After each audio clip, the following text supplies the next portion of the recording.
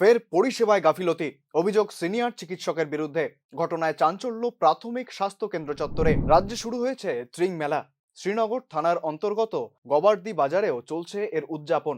বৃহস্পতিবার রাতে বাবুল দাস নামে এক ব্যক্তি মেলায় যান।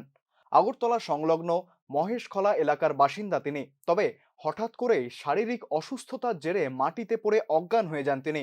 মেলায় থাকা শ্রীনগর থানার পুলিশ তড়িঘড়ি তাকে আনন্দনগর প্রাথমিক স্বাস্থ্য কেন্দ্রে নিয়ে যান। স্বাস্থ্য কেন্দ্রে কর্তব্যরত চিকিৎসক বিশ্বজিৎ সিনহা অসুস্থ বাবুল দাসের চিকিৎসা করতে চাননি। পুলিশের তরফে অনুরোধ জানিয়েও কাজের কাজ কিছুই হয়নি। ঘটনা জানতে পেরে স্বাস্থ্য কেন্দ্রে এসে উপস্থিত হয় রোগীর পরিবারের লোক।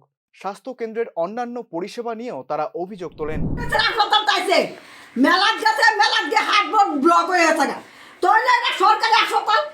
সরকারি হাসপাতাল আছে আমার ফুতের মতন তারা দেখে কে আনছে? কারা আনছে? আমার ফুলা এটার দায়িত্ব তোমরা নিবা। দায়িত্ব তোমরা নিবা। এর জন্য ডাক্তার কি করছে? ডাক্তার কি করছে? ডাক্তার দর্শ হয় না, তোরা ক্ষুদিরাম করলে থেকে দুইটা মহিলা কেমন এই জায়গা দেন। কে আছে?